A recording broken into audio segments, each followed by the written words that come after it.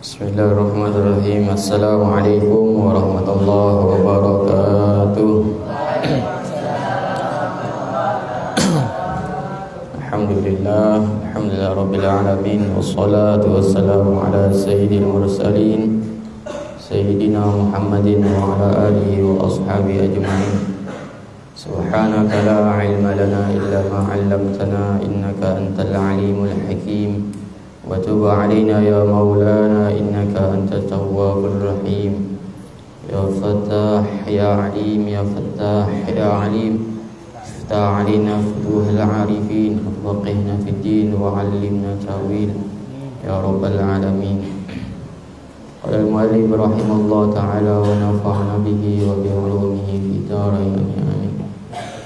Susun mu'allif hadzal kitab Jawahirul Uluhiyah fi Syarh al-Arba'in Nawawiyah al-Imam Sayyid Abdullah Jurdani Imam Nawawi. Lahumul Fatihah.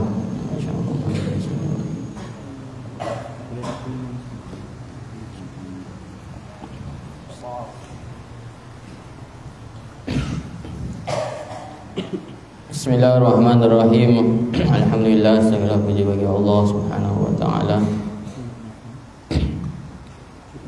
yang telah banyak memberikan nikmat kepada kita sehingga malam hari ini kita mulai kembali melanjutkan kembali kajian kita, kajian kitab hadis Arba'in Nawawi, syarah daripada Arba'in Nawawi, Jawahirul Uluhiyah fi Syarhil Arba'in Nawawiyah. Kemarin dulu-dulunya beberapa minggu yang lalu kita sudah menjelaskan tentang hadis pertama tentang niat.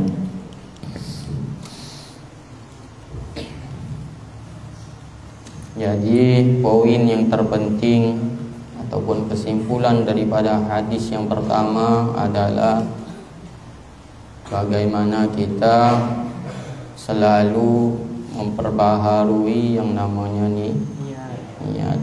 Maka itu tolak ukur pertama, landasan utama sebelum kita memulai daripada amal perbuatan yang baik. Supaya apa? Supaya diterima oleh Allah Subhanahu wa taala, supaya mendapatkan apa yang sudah disabdakan oleh Rasulullah SAW ataupun yang sudah difirmankan oleh Allah, yakni balasan tentang kebaikan yang sudah kita lakukan. Jadi itu pondasi pertamanya adalah niat. Maka guru-guru kita sering mengingatkan kepada kita semua, sebelum kita memulai fasahihin niyat qabla amalik, perbaiki, perbaharui daripada niat kalian sebelum memulai daripada perbuatan. Itu yang paling pertama. Maka berapa banyak orang-orang yang beramal tapi amalnya ditolak oleh Allah Subhanahu wa taala. Bahkan kita sudah hafal daripada hadis yang masyhur yang kita sering dengar, dan mungkin kita sudah hafal daripada hadis tentang orang yang salah niat. 3 orang ketika datang kepada Allah Subhanahu wa taala yang membawa daripada amalnya masing-masing. Orang pertama membawa dengan pahala daripada ibadah jihad. Dia bersaksi dan memberitahukan bahwasanya aku masuk surga karena aku telah ikut jihad di jalan-Mu ya Allah. Dengan apa yang sudah disampaikan oleh Nabi Muhammad SAW, orang yang mati terbunuh di jalannya Allah Subhanahu wa taala menegakkan daripada agama Allah, maka pahalanya tidak lain dan tidak bukan adalah masuk surga tanpa hisab, mati syahid. Tapi apa kata Allah Subhanahu wa taala? Kadzabta, kamu bohong. Memang kalau segi daripada zahirnya yang mencatat daripada amal perbuatan kita adalah malaikat. Siapa yang mencatat amal kebaikan? Siapa? Atid. Malaikat Atid. Ma yalfizu min qawlin illa ladaihi raqibun atid. Kata Allah Subhanahu wa taala, tidaklah seseorang yang berucap daripada satu perkataan, satu kalimah, melainkan di sisinya ada yang sudah mengawasinya, yang mengontrolnya, yaitu malaikat atid dan raqib. Jadi yang zahirnya yang mencatat daripada perbuatan kita, baik ataupun buruknya, itu adalah para malaikat. Sedangkan yang tahu akan isi daripada perbuatan kita, yang artinya hati, itu adalah yang tahu hanya Allah. Jadi bukan para malaikat. Malaikat catatnya yang zahir saja. Misalnya si fulan melakukan ini, dia melakukan solat ini, dicatat malaikat. Tapi malaikat tidak tahu hatinya itu untuk siapa. Yang tahu hanya Allah Subhanahu wa ta'ala. Jadi bukan wilayah daripada para malaikat untuk mencatat daripada batin. Yang mencatat batin kita adalah Allah Subhanahu wa ta'ala. Maka dari hadis ini kata Allah, kadzabta, kamu bohong, kamu dusta. Padahal dia benar-benar mati syahid, ada catatannya. Dia tergolong orang yang mati syahid, ikut daripada perang daripada jalannya Allah Subhanahu wa taala. Tapi yang tahu dan mencatat daripada isi hatinya adalah Allah Subhanahu wa taala. Maka Allah katakan, kadzabta, kamu dusta. Niat kau bukan karena kau ikut perang supaya kau terlihat, supaya kau tercatat sebagai pahlawan, sebagai orang yang nantinya dikenang dan lain sebagainya, sebagai orang yang pemberani dan lain sebagainya. Niat kau untuk itu, bukan untuk Allah, bukan untukku, kata Allah Subhanahu wa taala. Akhirnya yang tadi mau dimasukkan surga dicampakkan langsung masuk neraka.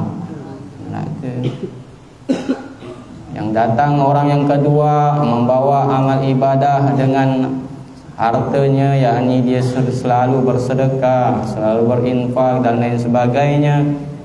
Malaikatnya Allah Subhanahu wa taala mencatat zahirnya, dia termasuk orang yang dermawan, tapi hatinya bukan untuk Allah. Sedekahnya bukan untuk Allah, ikhlaskan Allah, karena sedekahnya pengen pamer bahwasanya dia ahli sedekah, dermawan, orang baik yang suka memberi, yang suka menolong. Niatnya untuk manusia, bukan karena Allah Subhanahu wa taala. Kata Allah, kadzabta, kamu berdusta, kamu berbohong. Yang tadinya asalnya dia melakukan perbuatan orang-orang yang baik, tapi nyatanya nanti dia dimasukkan daripada neraka.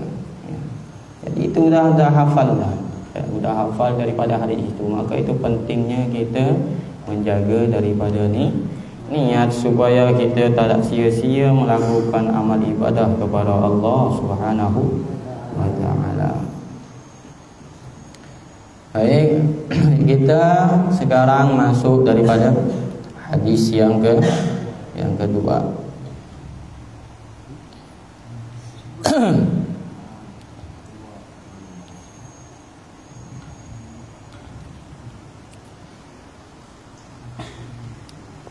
Al-hadis tsani maratibuddin.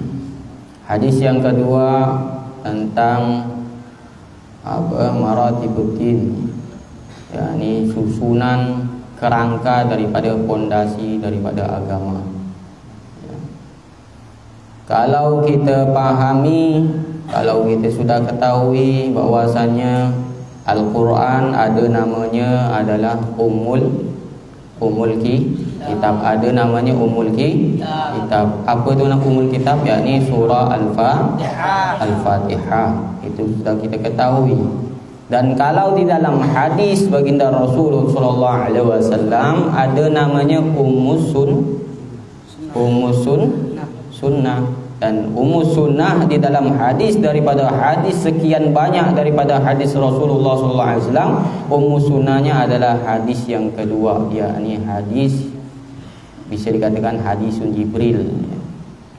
Ini hadis yang kedua, pokoknya pondasinya daripada semua daripada hadis-hadis baginda Rasulullah sallallahu alaihi wasallam. Hadis yang kedua ni, ya, Ummus Sunnah namanya.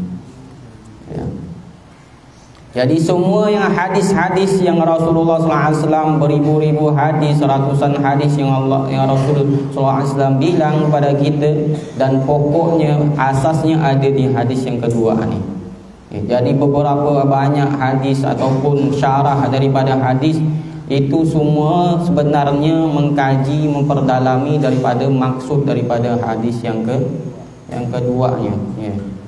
Jadi maka para ulama mengatakan kalau hadis yang kedua ini adalah hadis Ummus Sunnah.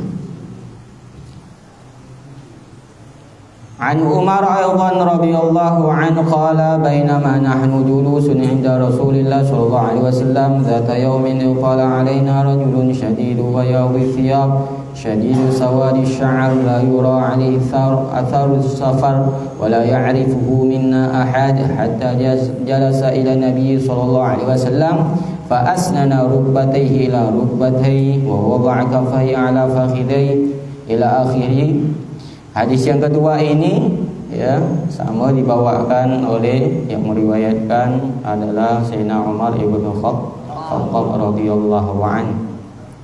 Ada hadis yang lain ya, sahabat Abu Hurairah, tapi yang lengkapnya, yang komplitnya ini yang didatangkan oleh Sayyidina Umar ibn Khattab radhiyallahu anhu.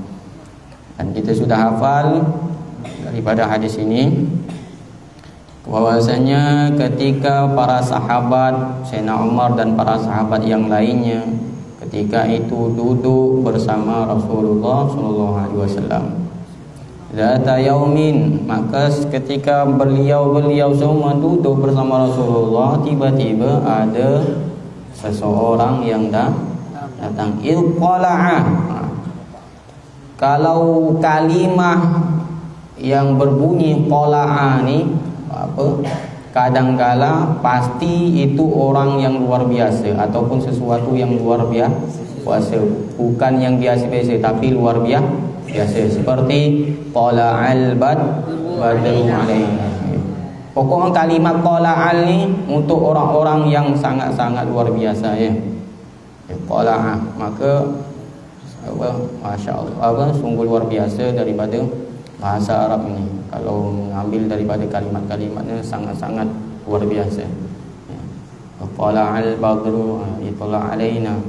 Telah datang tiba kepada kami seseorang, rajulun syadid, seseorang yang berpakaian syadidu bayadi thiyab, berpakaian sangat-sangat putih, pakaian putih. Syadidu bayadi thiyab, sangat putih. Syadidu sawadi sya'ar, begitu juga dengan rambutnya, nanti ada syarahnya, apakah rambut betul ataupun yang lainnya yang putih tu. Di sini langsung kita masuk penjelasannya saja ya. Di sini jelaskan data yaumin iqala alaina ay zahara lana rajulun wa huwa Jibril alaihissalam. Siapa yang datang tadi? Malaikat Jibril. Jadi pokoknya sesuatu yang mulia, yang sesuatu yang luar biasa. Kalau udah ada qala'ah, berarti itu sesuatu yang luar biasa yang datang ataupun yang muncul ya. Ata ila Nabi sallallahu alaihi wasallam, datang kepada Rasulullah sallallahu alaihi wasallam fi surah rajulun la ya'rifunah, seseorang yang menyerupai seseorang laki-laki pastinya, karena para malaikatnya Allah Subhanahu wa taala, khususnya malaikat Jibril itu seringkali menyerupai manusia yang berjenis kelamin laki-laki, tidak mungkin perempuan ya. Seperti malaikat bohong-bohongan, seperti malaikat Lia Aden. Nah, tak mungkin ya. Tak mungkin. Mustahil. Kalaupun malaikat menyerupai manusia, pasti laki-laki. Dan laki-laki tersebut jarang dilihat oleh para sahabat Rasulullah SAW. Pokoknya tidak dikenali satu pun daripada para sahabat Rasulullah SAW. Wa kana fil ghalib ya'ti fi surah Dihya. Dan pada saat itu ketika beliau malaikat Jibril alaihissalam datang ya, dengan sosok manusia laki-laki, itu dengan surah, dengan perumpamaan ada sahabat ataupun orang yang paling ganteng ya, di suatu kaum yang jarang dilihat, yang bernama Dihya.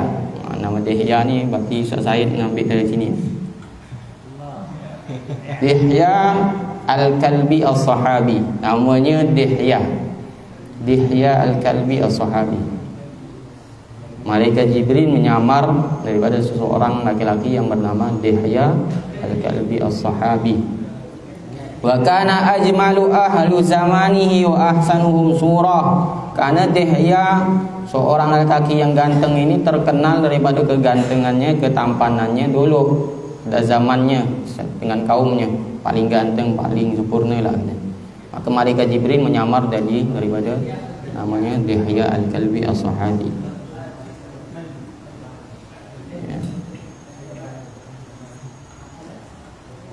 Wa jumlah nuzul Jibril ala Nabi sallallahu alaihi wasallam 24,000 marrah. Malaikat Jibril alaihi salam datang kepada Nabi Muhammad sallallahu alaihi wasallam itu sebanyak 24,000 kali. Berapa? 24,000 kali. Ya, malaikat Jibril turun di bumi menemui baginda Rasulullah sallallahu alaihi wasallam. Wa qila ghairi dzalik, dan ada yang mengatakan juga selain itu ya. Jadi yang masyhur 24,000 kali. Kemudian syadidu bayadi thiyab syadidu sawadi sya'ar ya, bi fathil ain wa tusakkin ya. Dengan fathah ainnya asy-sya'ar ataupun asy-sya'ar ay sya'ril lihya kama waqa'a musarrihan bihi fi riwayat Ibnu Hibban ya. Jadi yang dimaksud dengan sawadi sya'ar ini adalah janggutnya, bukan daripada rambutnya, tapi janggutnya. Bisa saja malaikat tadi menyamar daripada laki-laki yang bernama Dihya Al-Kalbi As-Sahabi itu pakai sorban, jadi tak ada nampak rambutnya, yang nampak cuman jenggotnya tadi tu yang sangat-sangat hitam pekat.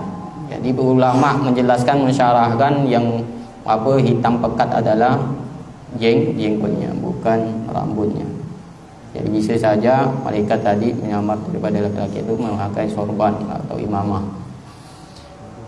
Wa majihi fi tilkal hayatil hasana yadullu ala istihbabi tajammulil qadim ala al-kubara'i wal talibil ilmi wa muallimih.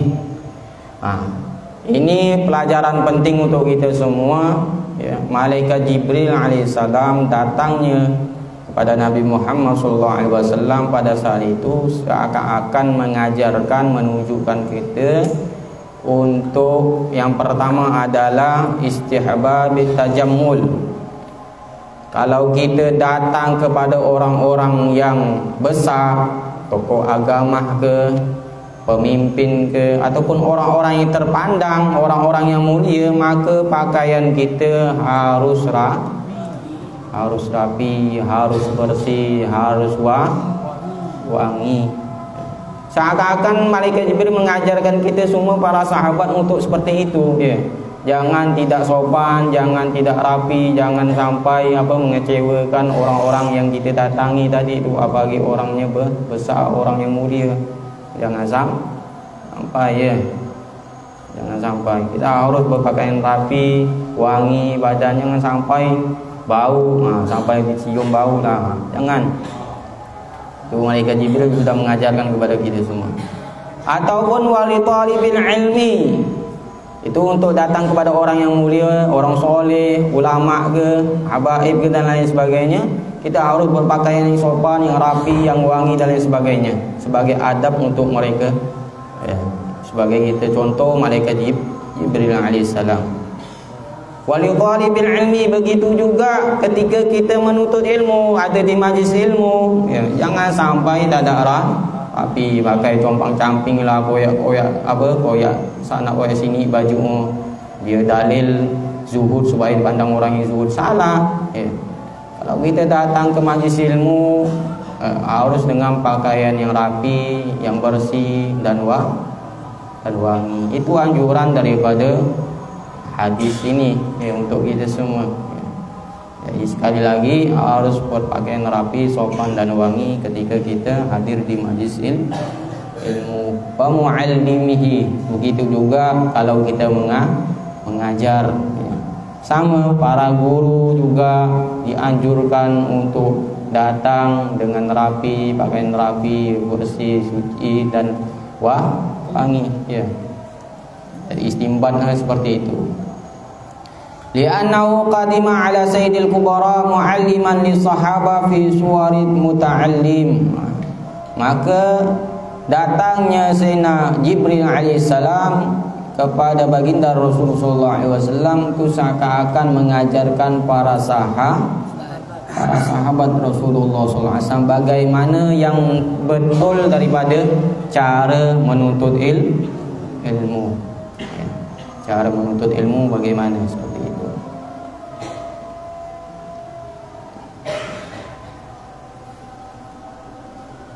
Wa nuqila an Ibni Abdissalam annahu qala ba'sa bilibasi syi'aril ulama alladhi yu'rafuna bihi. Ini dinukil dari hadis ini. Imam Ibnu Abdissalam ini ulama besar yang sezaman dengan Imam Nawawi atau Imam Bukhari kalau tidak salah, ya. Tapi Imam Ibnu Abdussalam ini terkenal dengan ulama yang keras, ya. Seperti kalau kita contohkan ulama yang tegas, ya, seperti Habib Rizik. Seperti itulah beliau. Annahu qal, beliau berkata bahwasanya la ba'sa bilibasi syi'aril ulama, tidak mengapa kalau kita memakai pakaiannya para ulama. Jadi hukum daripada bolehkah kita memakai pakaiannya para ulama seperti jubah, imamah, sal rida lain sebagainya, hukumnya boleh menurut daripada Imam Ibnu Abdissalam. Mengapa? Alladhi yu'rafuna bihi, yang sudah diketahui oleh masyarakat, oleh orang-orang, pakaian para ulama seperti apa, ya. Fa inni kuntu muhriman fa ankartu ala jama'atin muhrimina la ya'rifunani. Karena berlandasan apa beliau sampai membolehkan untuk berpakaian para ulama? Karena beliau sudah menceritakan kisahnya ketika beliau berhaji, ketika beliau berihram, ya. Ada seseorang jamaah haji yang ketika berihram tadi itu beliau ni orang besar, ulama, tokoh agama, pokok orang terpandang lah, udah besar dah, udah tokoh ulama besar dah. Tapi ketika beliau berihram kan pakaian baju ihram, ada yang tak tahu.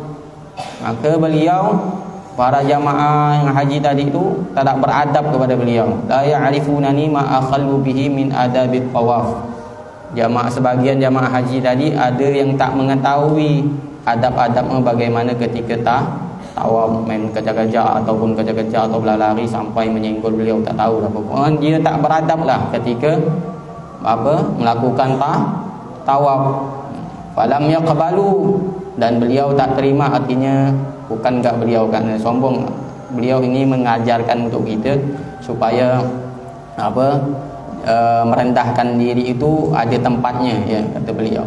Falamma labistu thiyabal fuqaha, maka ketika aku sudah digitukan kepada orang-orang, kata beliau, maka aku akhirnya ganti pakaianku dengan pakaian orang-orang yang alim, orang-orang seperti pakaian para ulama. Wa angkartu alaihim dalik sami'u wa ata'u.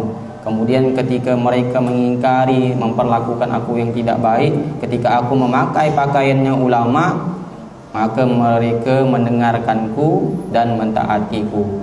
Ketika beliau menasihati kepada orang-orang yang tawaf tadi, yang tak beradab, untuk beradab cara yang benar dengan tawaf itu, mereka tak mendengarkan pada saat itu karena beliau memakai dengan pakaian ihram masih. Ketika beliau ganti dengan pakaiannya para ulama, ketika beliau menasihati bahwasanya tak ada cara tawaf yang benar dan beradab seperti ini, maka mereka para jamaah yang tadi mendengarkan dan mentaati. Karena sudah dibawa, dia bukan orang biasa ni yang mengingatkan kita, ulama besar ni, ya. Maka pada saat itu beliau ganti pakaiannya. Wa idza labisa baqi limithli dzalika kana lahu ajr. Maka ketika ada orang yang memakai pakaian-pakaian para ulama ataupun pakaian orang-orang soleh dengan niat baik, maka bisa saja dia mendapatkan pahala. Li'annahu sababun limtithali amrillah, karena itu menjadi sebab untuk orang taat kepada Allah, supaya Allah kenal dengan perintah-perintah Allah dan larangan-larangannya Allah. Dan kalian, kita sebagai santri yang memakai dengan pakaian-pakaian ulama dengan niat yang baik, insya-Allah pakaian kita yang pakai ini mendapatkan pahala di sisi Allah Subhanahu wa taala, ya. InsyaAllah dia dapatkan pahala, ya. Wa qawluhu la yura alaihi atharus safar ruya ba'bi dhammil mathati tahiyya mabniyan lil maf'ul fa athara bi ra'mi naibul fa'il. Dan selanjutnya la yura alaihi atharus safar, ini keterangan dari penahwu. La yura alaihi athar itu menjadi naibul fa'il. La yura asalnya ada yang mengatakan la yara. Kalau la yara itu fi'il yang ma'lum, yara. Kalau yura majhul, maka di situ atharu jadi naibul fa'il. Ada yang mengatakan la yara, tapi yang riwayat yang tepat yang banyak adalah la yura. Wal ma'na la yara an ahadun alaihi atharu safar ay alamatuhu hay'atuhu min ghabratihi wa syu'uthatihi. Dan makna tidak terlihat darinya bekas-bekas tanda-tanda orang yang agak musafir, ya. Maknanya adalah tak ada bekas tanda orang yang musafir. Kalau orang yang musafir berperjalanan jauh tu pasti ada bekasnya. Ada debu-debu lah mukanya, berminyak lah mukanya, kusut lah rambutnya dan lain sebagainya, bau lah badannya. Tapi ketika malaikat Jibril alaihissalam datang, tak ada tanda-tanda seperti bersih, seakan-akan langsung timbul di depan Nabi Muhammad, jatuh turun dari langit, timbul di depan Nabi Muhammad. Itu maknanya. Wa qawlu hatta jalasa ay fajalasa fa'ada ibtidaiyah wa yasihu an takuna wa'iba fatata'allaka bi mahdhub ay fasalam wastidan wa dana hatta jalasa ila Nabi sallallahu alaihi wasallam ila akhirih Wallahu alam bishawab. Jadi hadis ini sangat-sangat panjang dan sangat-sangat penting untuk kita semua agar kita menjadi orang yang Islam yang hakiki, orang yang mukmin yang hakiki, dan orang yang berihsan yang hakiki. Banyak orang sekarang menganggap dirinya Islam, tapi kalau kita baca dengan hadis ini, dia termasuk bukan orang Islam. Banyak orang yang mengaku orang beriman, kalau kita pahami dalami hadis ini, dia bukan termasuk orang beriman. Mungkin di antara kita kalau kita sudah pahami hadis ini, mungkin kita bisa mengajar diri sendiri, oh bukan masih level saya masih orang muslim ya, belum sampai orang yang beriman. Maka seakan ada tangganya. Islam di bawah fondasi yang amal, iman yang kedua, tangga kedua, ihsan tangga yang ketiga. Jadi tak mungkin kalau ada orang yang mau ngaku-ngaku waliullah, orang yang dekat dengan Allah, sampai-sampai dia bilang solat tak ada wajib bagi dia. Yang pertama tu kenal dengan Allah, itu sangat sangsut dia. Kerana dia pokok fondasinya tak ada. Dia bilang solat padahal adalah fondasi agama ini. Jadi jangan ikuti orang-orang seperti itu. Kalau dia tahu untuk hadis ini, tak mungkin dia mengatakan solat itu tak ada wajib ya.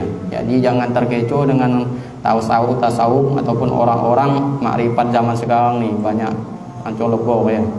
Maka para Imam Ghazali sampai ada menulis kitab yang jelaskan memerangi, memusuhi untuk orang-orang yang bertasawuf, tapi hakikatnya dia merusak daripada makna tasawuf ya. Itu banyak ada dalam kitab Imam Ghazali itu.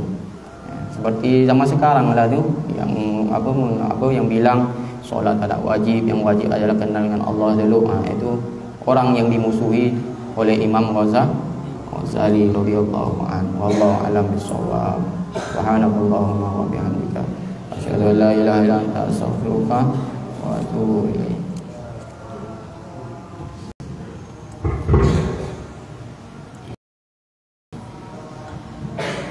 Ya Rabbana atamna bi'adana haramna wa ala asrafna ala asrafna atub alaina tawbatan sayyidul Allah rasulana awali wa alina wa alina wa kulli walidina rabbi wa maulidina wa alaihi wa ikhwani wa sa'irin wa kulli